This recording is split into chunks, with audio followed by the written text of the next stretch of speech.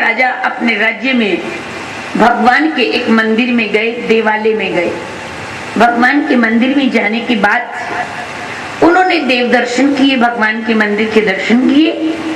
जैसे भगवान को प्रणाम किया, प्रणाम करके जब लौटने लगे तो भगवान की प्रतिरूप कृपापात्र पुजारी जी ने राजा को प्रजा का एक मुख्य जन समझ करके भगवान के गले से पुष्पमाला उतार करके राजा के गले में पहना दी। जैसे राजा के गले में भगवान की माला पहनाई, परिणाम क्या हुआ कि नारायण राजा उस माला को गले में पहन करके नारायण बाहर आए। राजा अपने राज्य के मद में कुछ मस्त थे। उन्होंने बाहर आकर के अपने गले से माला उतारी और हाथी की सूंड के ऊपर रख दिया। अब हाथी पशु तो था ही, उसे इस बारे में कोई जानकारी नहीं थी। परिणाम नारायण हाथी के जीवन की एक विशेषता होती है कि हाथी को जो चीज स्वयं नहीं खानी होती वो अपने पांव के नीचे कुचल करके उसको खत्म कर देता है। तो हाथी ने क्या किया, नारायण वो जो फूल माला थी, पुष्प माला थी, उस पुष्प माला को अपने पांव के नीचे कुचल करके खत्म कर दिया। अब हाथी अनजान होने के कारण उस फूल माला को पांव के नीचे कुचल करके खत्म कर दिया। भगवान श्रीमन नारायण मंदिर में ये सब कुछ देख रहे थे।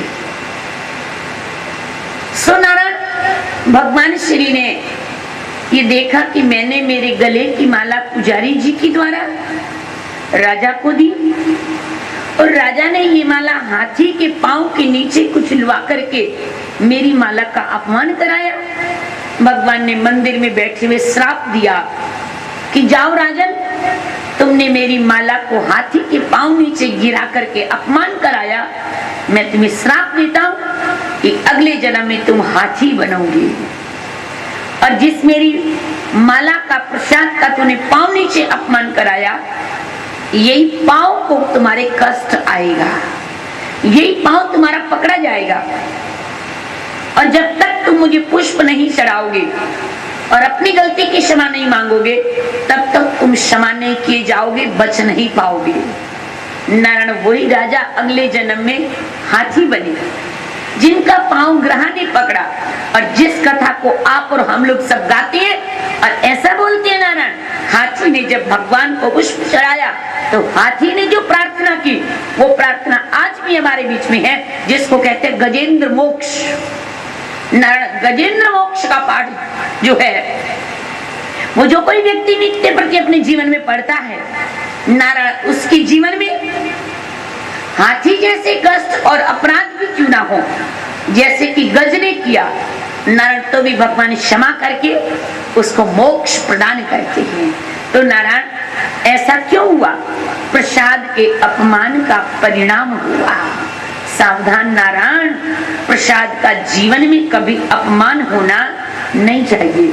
श्रीमन नारायण की पावन मंगलमय कृपा से आपको बताने जा रहे थे कि सभी वृंदावन वासियों ने गिरिराज भगवान को भोग लगा करके एक बर्तन में से प्रसाद जो भोग था वो निकाल करके सबने खाया, सबने पाया प्रसाद कम नहीं हुआ। जब सबने पाया प्रसाद कम नहीं हुआ, सभी ने कहा कृष्णा प्रसाद का कितना चमत्कार है, ये प्रसाद कम नहीं हुआ।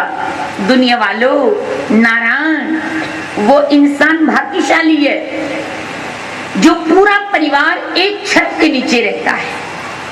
वो परिवार भाग्यशाली है जो एक चूल्हे की बनाई हुई रोटी सब खाते हैं। वो परिवार भाग्यशाली है जो नारायण एक बर्तन का पानी मतलब एक मटके का पानी पूरा परिवार पीता है। उस घर की बरकत कभी खत्म नहीं होती नारायण। जिस घर में सब लोग कमा के लाए और एक के हाथ में खर्चा हो, एक के हाथ में आए और एक के हाथ से जाए, उस घर में कभी अमंगल नहीं होता नारायण। जिसमें घर के अंदर प्रवेश करने का, आने और जाने का एक ही रास्ता होता है, एक ही दरवाजा होता है नारायण। वो घर कंट्रोल से कभी बाहर नहीं जाता। सावधान, नारायण जिस घर के चूल्हे की पहली रोटी गाय को और अंतिम रोटी कुत्ते को जाती है, नारायण उस घर के भोजन की मिठास कभी खत्म नहीं होती है। सावधान नारायण, पहले जमाना होता था, घर के अंदर 20-20 लोगों का परिवार होता था और एक छत और उस छत के नीचे 2 कमरे होते थे। 2 कमरे में 20 लोग गुजारा कर जाते थे और आज नारायण 20 कमरों में 2 लोग गुजारा नहीं कर सकते। पहले परिवार बड़े और मकान छोटे होते थे और आज मकान बड़े और परिवार छोटे हैं। नारायण पहले क्या होता था? पहले दिल बड़ा मतलब परिवार बड़ा और मकान छोटा हुआ तो गुजारा हो गया क्योंकि दिल में जगह थी। और नारायण आज दुनिया के मकान तो बड़े हो गए परंतु दिल बड़ा नहीं हुआ, छोटा है, इसलिए जगह नहीं है रहने की। नारायण नारायण भाग्यशाली है वो परिवार जो एक चूल्हे की रोटी सब लोग खाते हैं। भाग्यशाली है परिवार जो एक बर्तन का पानी सब लोग पीते हैं। भाग्यशाली वो इंसान है नारायण जो एक छत के नीचे सारा परिवार रहता है। भाग्यशाली वो इंसान है जो एक बड़े का कहना पूरा परिवार मानता है। नारायण नारायण, आज भगवान श्री कृष्ण ने सभी वृंदावन वासियों से जब ये कहा, सभी ने भगवान की पूजा की प्रसाद पाया और अपने अपने घरों को लौट करके वापिस आ गए। जब लौट करके वापिस आए तो देवताओं के राजा इंद्र ने देखा कि वृंदावन के श्री कृष्णा ने, नंद के लाला श्री कृष्णा ने मेरी पूजा बंद करवा के मेरी पूजा की जगह अपनी पूजा गिरिराज कह करके करवाई। इंद्र देवता को क्रोध आया और इंद्र देवता ने अपनी सेना को भेजा, जल देवता, अग्नि देवता, पवन देवता कि जाओ तेज तेज हवा चलो, घुमर घुमर करके काले काले बादल जाओ, जोर जोर से बिजली चमके और मूसलाधार मोटी मोटी जल की बारिश हो जाए। नारायण जैसा इंद्र देवता ने आदेश दिया वैसा ही हुआ और लगातार मूसलाधार जल की बारिश होने लगी। परिणाम देखते देखते थोड़ी देर में कहीं पर गड्ढा कहीं पर ऊंचा, पता ही ना चला। और नारायण सभी जगह पानी के कारण बराबर बराबर बराबर सा दिखाई देने लगा। सभी ने, वृंदावन वासियों ने भगवान श्री कृष्ण से कहा, हे कृष्णा, यदि ज्यादा बरसात हो तो समझ लेना इंद्र देवता नाराज है और यदि कम बरसात हो तो समझना इंद्र देवता नाराज है। तो इसका मतलब अधिक बारिश जो हो रही है भगवान नाराज है, इंद्र देवता नाराज है। ये सारा वृंदावन पानी पानी जल जल हो गया।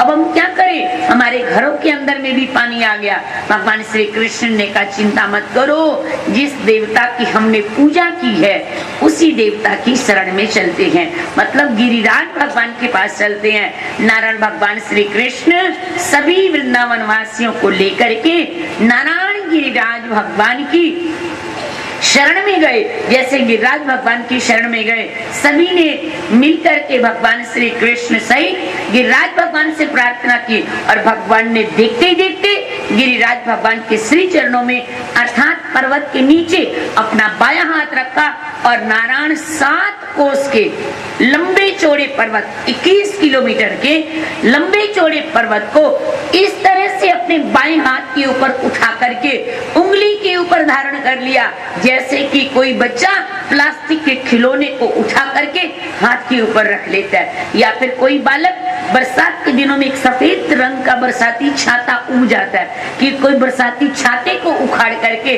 अपने हाथ पर रख ले। इसी तरह से भगवान श्री कृष्ण ने 7 कोस के पर्वत को उठा करके नारायण जैसे अपने हाथ के ऊपर रखा और सभी से कहा, सब आओ और इस पर्वत की छाया में आ जाओ। नारायण जितने भी वृंदावन वासी थे सभी गोप बालक, गैया, बछड़े, गोपियां, नंद, उपनंद, सब नारायण श्री गिरिराज पर्वत की छाया में आ गए।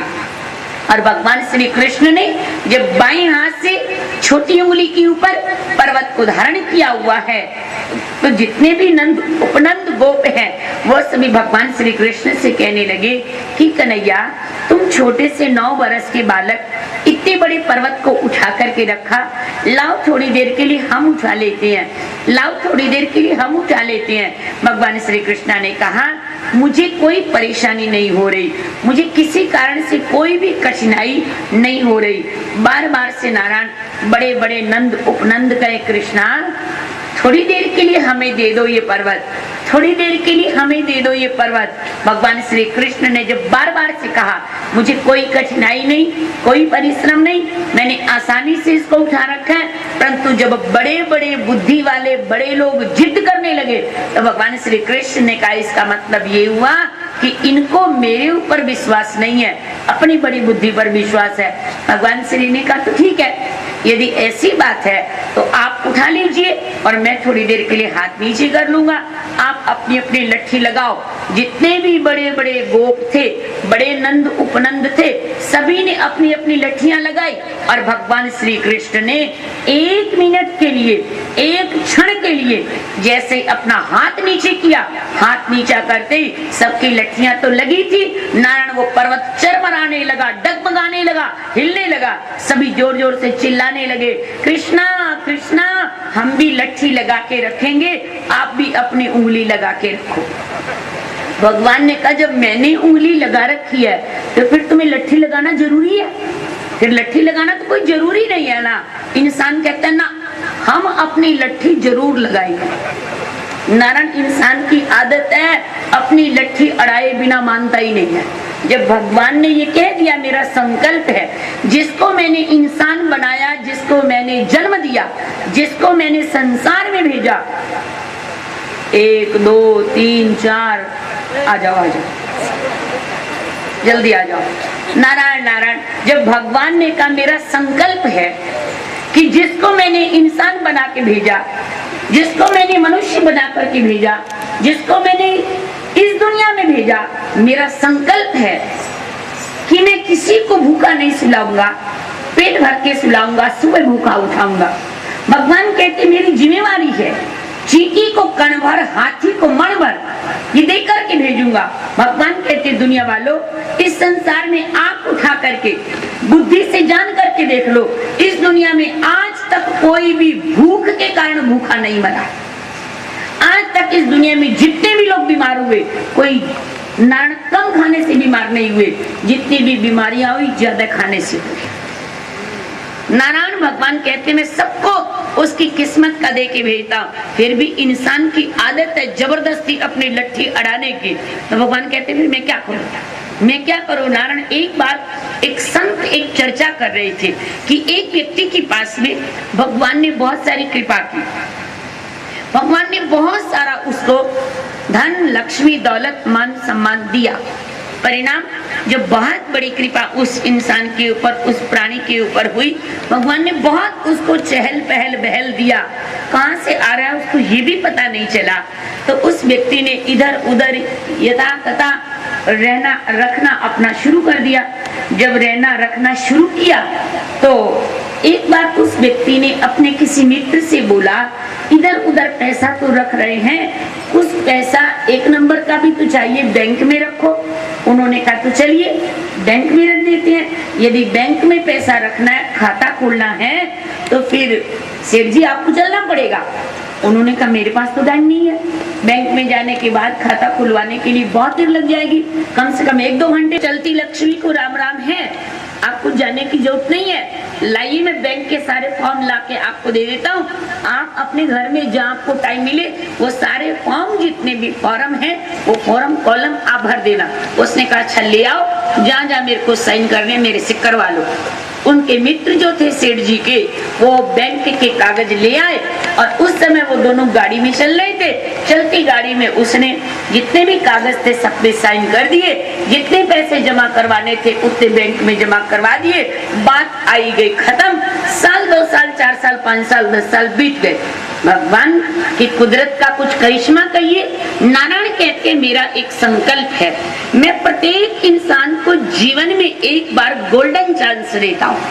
भगवान कहते मेरा संकल्प है, मैं प्रत्येक इंसान को जिंदगी में एक बार संभलने का मौका देता हूँ। मतलब इतनी कृपा करता हूँ, इतनी कृपा करता हूँ कि तू संभल जा। यदि उसने उस मौके का लाभ उठाया और वो संभल गया और उसने लापरवाही नहीं की तो सोचो बन गया। और यदि उस मौके का फायदा नहीं उठाया और लापरवाही की और फिर गिरा और गिरा, फिर मैं उसके ऊपर सोचता हूँ कृपा करूं या नहीं करूं। भगवान प्रत्येक इंसान को एक बार जिंदगी में संभलने का मौका देते हैं। नारायण नारायण। संयोग की बात कहिए कि दिन उतार चढ़ाव के आए, 2, 4, 5, 10, 15, 20 साल के बाद ढलता सूर्य आ गया और सब कुछ एक एक करके वापस जाना शुरू हो गया। और एक दिन उस सेठ जी को बैंक के पैसों की जरूरत पड़ी। जैसे बैंक के पैसों की जरूरत पड़ी, उसने जो तो कागज आने के बाद घर में ही बैठे खाता खुल गया था, आज उसको पैसे चाहिए, परंतु पैसे लेने के लिए स्वयं बैंक में जाना पड़ा। स्वयं बैंक में गए, बैंक के मैनेजर से बोले मैं फला नाम का आदमी हूँ, मेरा खाता और मुझे पैसे चाहिए। उन्होंने कहा सब जानते तो हैं, आपका नाम सुना है, पर हम तो यहाँ जान और पहचान नहीं चलेगी, यहाँ तो कागज के साइन चलेंगे। आप अपने साइन करो चेकबुक पर और चेक के ऊपर साइन करो, और यदि आपके साइन चेक से मिल जाते हैं तो हम आपको जितना पैसा कहोगे आपका दे देंगे। उस व्यक्ति ने चेक के ऊपर साइन किए, जो भी उसका नाम रहा वो नाम उस व्यक्ति ने लिखा। नाम लिख करके चेक उस बैंक मैनेजर को दिया। बैंक मैनेजर ने कहा क्षमा करना सेठ जी, मैं आपको पहचानता हूँ, पर जब तक कलम आपकी नहीं मिलेगी, मतलब साइन नहीं मिलेंगे हमारी लेजर बुक के साथ में, हमारे रजिस्टर के साथ में, तब तक हम आपको पैसे देने वाले नहीं हैं। उन्होंने कहा ये क्या बात हुई, यही मेरा नाम, यही मैं व्यक्ति, और आप कहते हो साइन नहीं मिल रहे, तो आप दिखा दीजिए आपके रजिस्टर में कैसे साइन है। मैनेजर ने कह दिया ये साइन दिखाना हमें कानून से बाहर की बात है, वो साइन नहीं दिखाएंगे, आप एक और चेक ले लो उसके ऊपर साइन कर दो।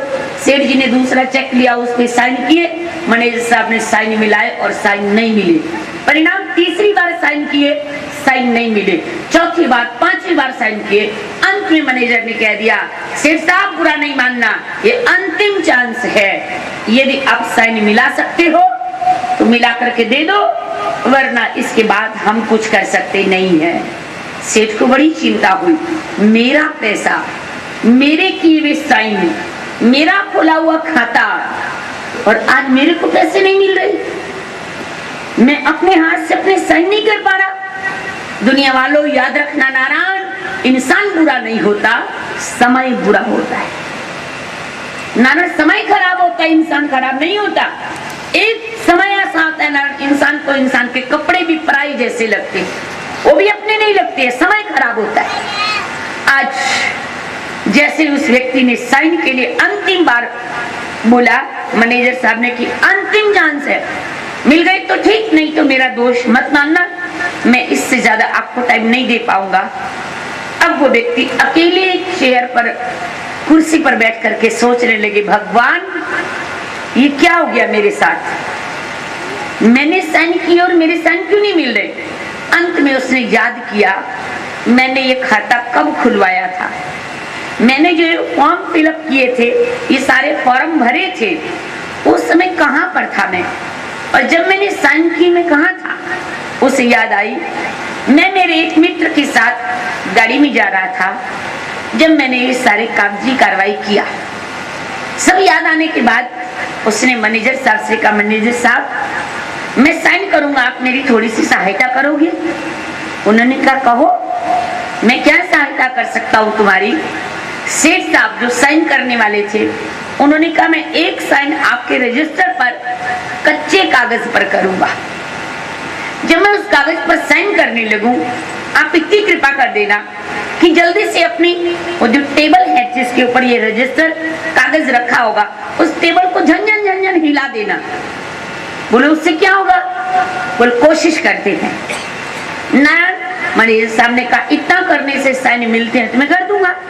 जैसे सेठ ने साइन करने शुरू किए, मैनेजर साहब ने झंझन करके टेबल हिलाई, और जैसे टेबल हिली, सच में नारायण जो साइन बने वो पहले वाले से मिल गए, वो पहले वाले से मिल गए, और उन्होंने झट से चेकबुक पे साइन वैसे ही टेबल को हिला के किए, साइन मिल गए, पैसा बाहर आ गया। जब पैसा उनके हाथ में आ गया तो उस समय मैनेजर साहब पूछते, सेठ साहब ये तो बताइए ये साइन करने का कौन सा तरीका हुआ। ये साइन करने का कौन सा कोड वर्ड हुआ आपका?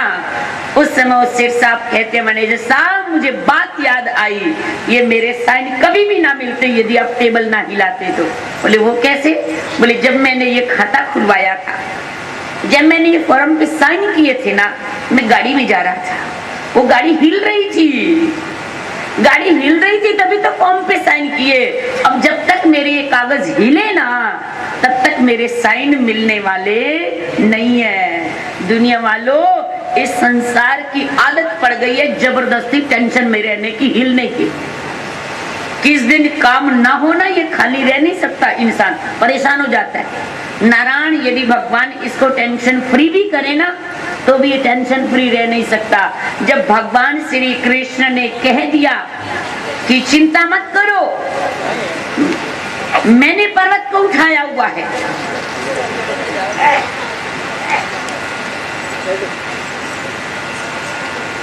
हमारे सर पे जब रघुनाथ,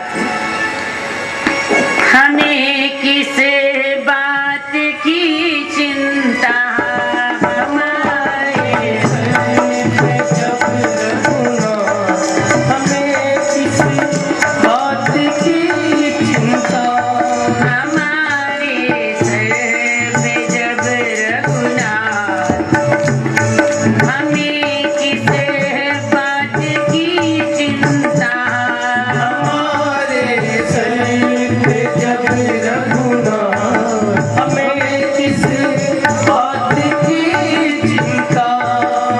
नारायण, पीछे में जगह अभी से नहीं है और कथा के अभी लगभग शुरुआत